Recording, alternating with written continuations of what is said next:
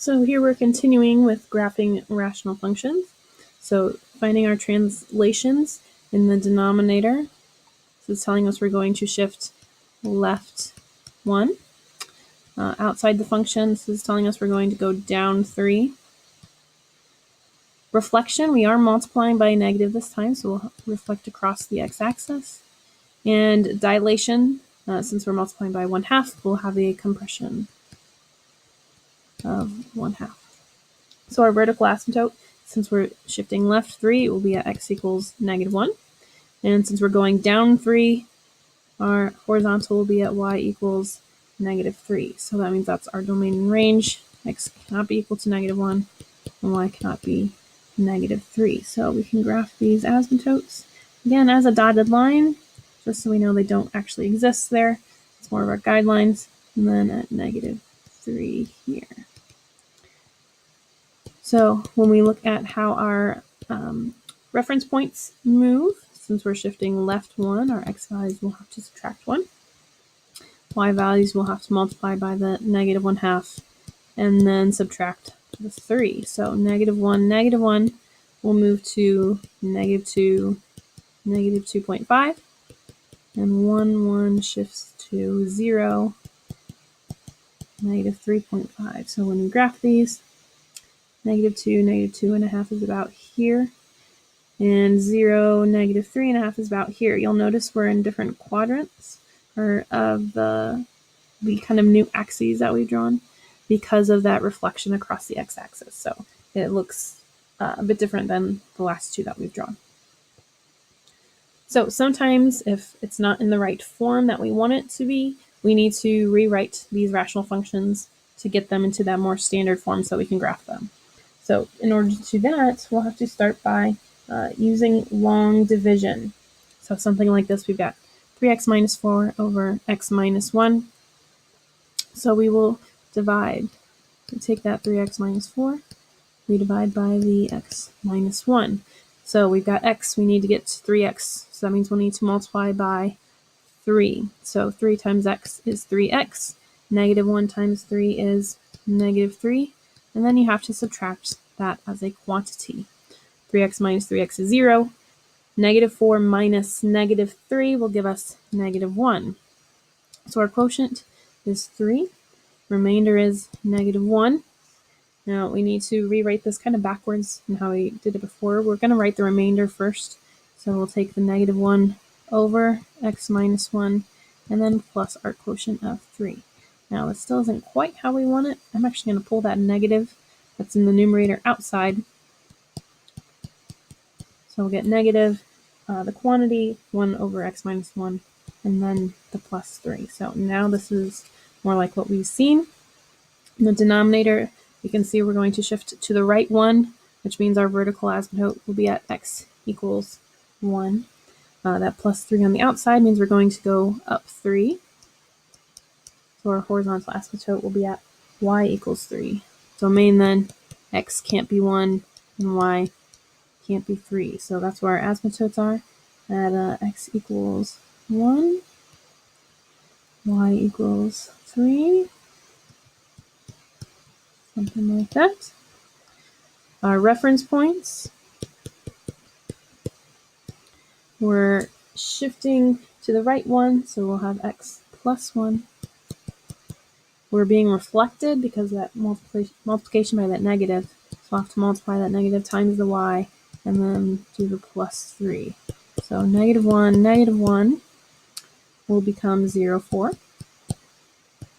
and 1 will become 2. So coordinate at 0.4 and at 2, and then we sketch our graph like so. Let's try another one. So again, we're going to need to use our long division. So we'll take the 3x plus 8. We'll divide by x plus 2. So we got x, we need to get to 3x, so we'll need to multiply by 3. So 3 times x is 3x.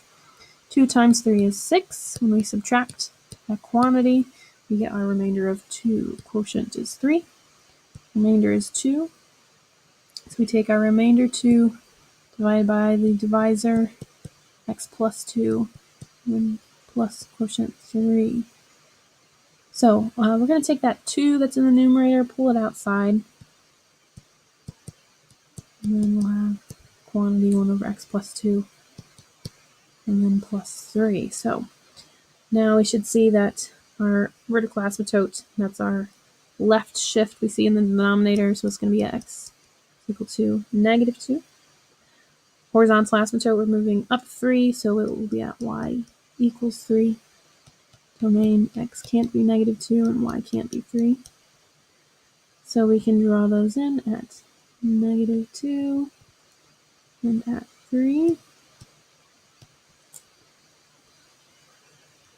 Our reference points. X values are moving left 2.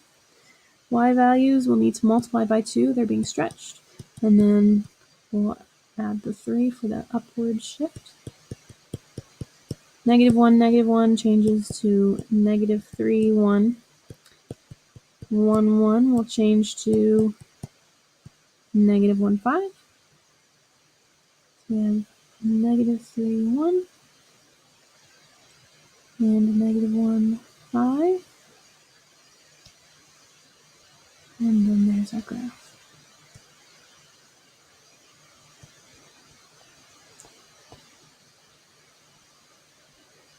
Then we'll do one more of these. We're doing our long division first. We have 4x minus 7 divided by the negative 2x plus 4. We've got negative 2x. We need to get to 4x, which means we'll need to multiply by negative 2. So doing that multiplication, we'll get 4x. And then 8 times negative 2 is negative 8. Subtract the quantities. X's go away. Negative 7 minus negative 8 will get us a remainder of positive 1. So our quotient is negative 2. Remainder is 1.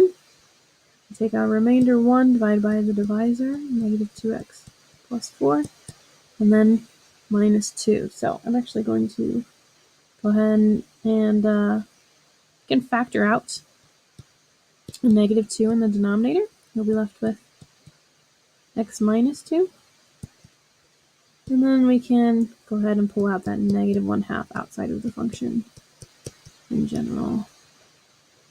So it looks more like that. So from this, our vertical asymptote, we're moving to the right 2, so it will be at x equals 2. Horizontal asymptote, we're moving down 2, so it'll be y equals negative 2. Domain x can't be 2, y can't be negative 2, so that's where our asymptotes are going to be. Our reference points, let's see how those are changing. So we're shifting right 2, so our x values will add 2.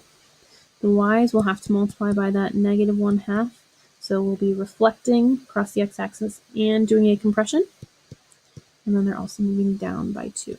So negative 1 is going to move to 1, negative 1.5. And 1 is going to move to 3, negative 2.5. So 1, negative 1.5 is about here. And 3, negative 2.5 is about there.